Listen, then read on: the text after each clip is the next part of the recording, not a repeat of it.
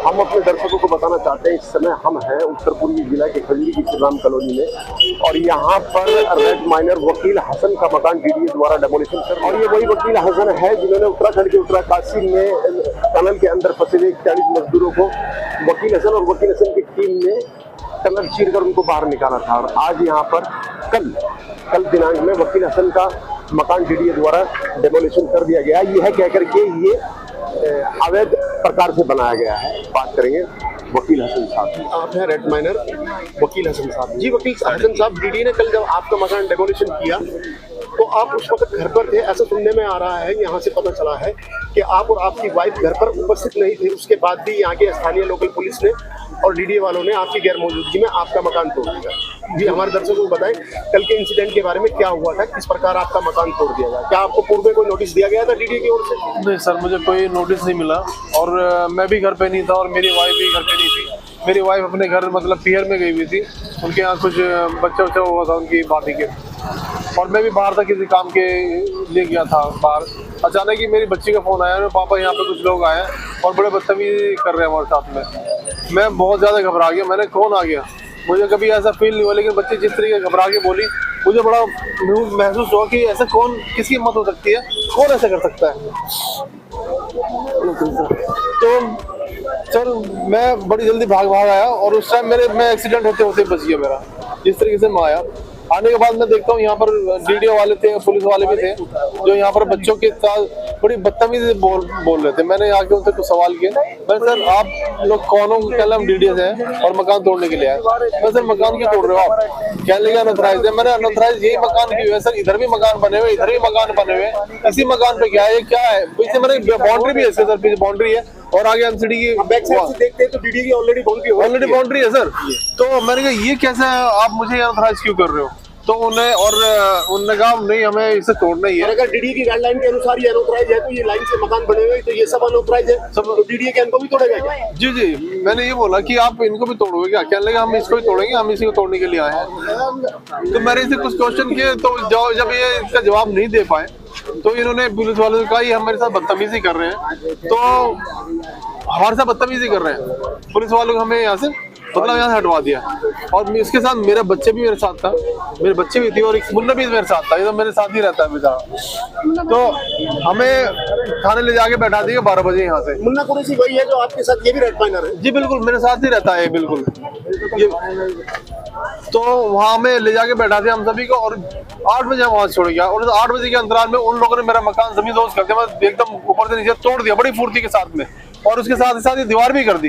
यानी तमाम जो किया गया है इसको देख के ऐसा लगता है सब कुछ प्री प्लानिंग किया गया है? प्री प्लानिंग प्लस मेरा इसमें सामान भी इतना दबा हुआ है, आधे से ज्यादा सामान मेरे अंदर दब गया सर, जिसमें मेरी ट्रॉफीज वगैरह भी है जो मुझे मिली थी पूरे देश में से, पूरी इज्जत, मेरे सर्टिफिकेट भी उसी के अंदर है, बेड के अंदर। इन्होंने कुछ नहीं देखा, मैंने यहाँ तक भी कहा सर मैंने ये काम करके आया हूँ तो सर मुझे कम से कम इसका लाशरम कर लीजिए। इन्होंने कुछ भी नहीं सुना, इन्होंने सिर्फ नाम सुना वकील हसन है। वकील हसन की कहीं कोई सुनवाई नहीं होगी, जो करना तुम कर सकते हो।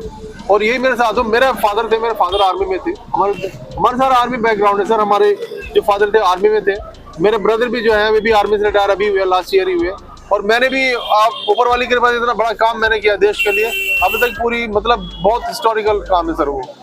तो आपको ऐसा कैसे लगता है कि आप वकील हसन हैं तो आपके साथ कोई पक्षपात किया जा रहा है? सर पक्षपात मैंने और कुछ गलत किया ही नहीं है, मैंने ये प्लॉट कोई कब्जा नहीं किया सर, मैंने इसके पैसे दिए, इसके मेरे पास पेपर है, डॉक्यूमेंट्स है, तो मैंने गलत कहाँ कर दिया सर? यानी ये जो मकान आपका डेमोलिशन कर दिया गया है, इससे संबंधित जो भी दस्तावेज है वो आपके पास है? जी मेरे पास है, लीगल है सर? बिल्कुल लीगल है सर। और रही बात, मैं ये बता दूं, मैं कोई क्रिमिनल एक्टिविटी का बंदा भी नहीं हूँ, मेरे ऊपर लड़ाई तक का भी वो नहीं है सर, आज तक मैं थाने में ही नहीं गया हूँ।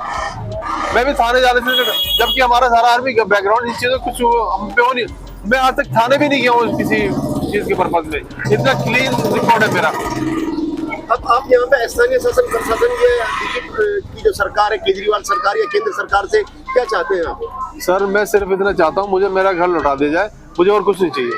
सब अपने पास रखे, अपनी सब्सिडी अपने पास रखे, अपना राशन कार्ड अपने पास रखे, जो भी आप देते हैं सब अपने पास रखे, मुझे कुछ नहीं चाहिए, मुझे मेरा घर चाहिए और मुझे कुछ चाहिए नहीं सर। वकील हसन के मकान का अंदर का टूटा हुआ ये हिस्सा है, आप इसको देख सकते हैं, डीडीए द्वारा जो कल डेमोलिशन कर दिया गया है, ये उसका अंदर का हिस्सा है। मेरा नाम शबाना हसन है, वकील हसन की बीवी हूँ मैं उस टाइम प्रेजेंट नहीं थी, मैं मोदी नगर गई हुई थी अपने पीहर में, और मेरे हस्बैंड किसी काम से घर से बाहर थे, बच्चे घर में अकेले थे। डीडीए वालों ने आके अकेले बच्चों को देख के फायदा उठाया है, पुलिस कर्मियों को साथ में लेके आए।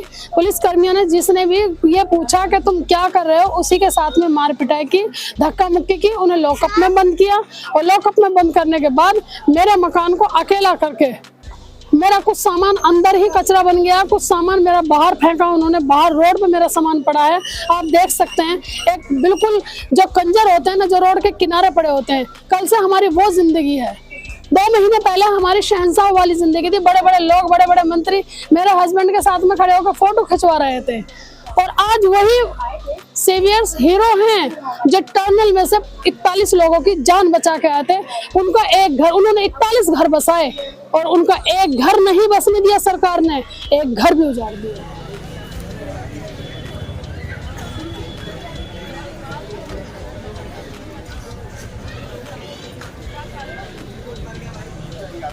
हम क्या कहना चाहेंगे, हमने 41 लोगों को बचाया था, हमारी पूरी टीम ने, और हमें बहुत खुशी थी। सरकार ने हमें इतना सम्मान भी दिया था, और पूरी भारत की जनता ने भी सम्मान दिया था, मगर हमें ये नहीं पता था ये सम्मान हमें बहुत भारी पड़ेगा, जो सरकार ने हमें सम्मान दिया था। आज हमारा मकान तोड़ दिया गया, हम बड़े अफसोस के साथ कह रहे हैं भाई हमारे साथ इतनी नाइंसाफी करी है, ये बहुत बुरा हुआ हमारे साथ, और हमारा जैसा मकान था हमें वापस दिया जाए, ये हमारी सबसे अनुरोध है, और सब हमारे लिए आवाज उठाएं।